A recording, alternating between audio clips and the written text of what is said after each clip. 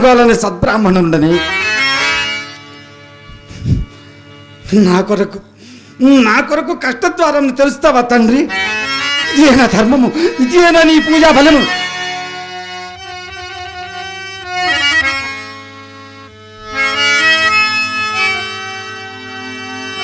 లేదు లేదు, దైవదూషణ మహాపాపం.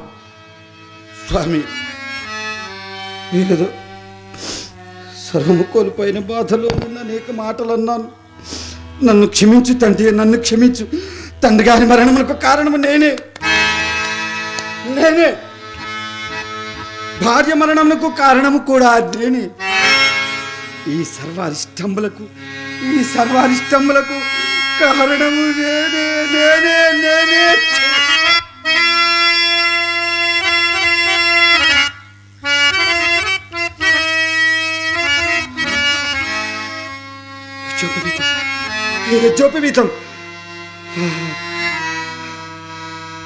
యజ్ఞోపవీతం పరమం పవిత్రం, ప్రజాపతేయ సహజం, బలమస్తు తేజహాని. నా కర్ణమనందు గాయత్రి మంత్రమును కర్ణోప్రాయముగా ఉపదేశించి ఈ బ్రాహ్మణ్యమును కాపాడమన్నావు కదా తండ్రి, కాపాడమన్నావు కదా. వీడి నికృష్టుడు, నీచుడు, కులనాపకుడు తండ్రి, కులనాపకుడు. పరమ విశుద్ధమై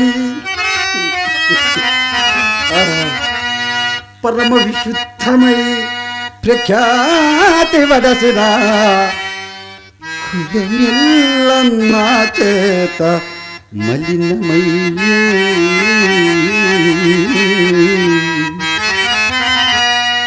కని పెంచి శ్రీమంతు చేసిన మకాను భావుండు తండ్రి జీవంబు విడచే.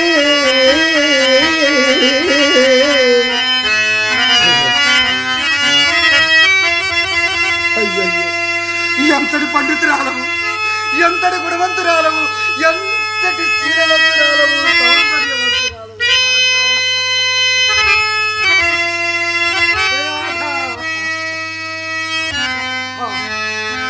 అవును రాధ, అవునవును, నిన్ను తాగుటకు కాదు కదా, రాధా అని ప్రేమగా పిలుచుటకు కూడా నేను అనర్హుడను. రాధా, నేను అనర్హుడను.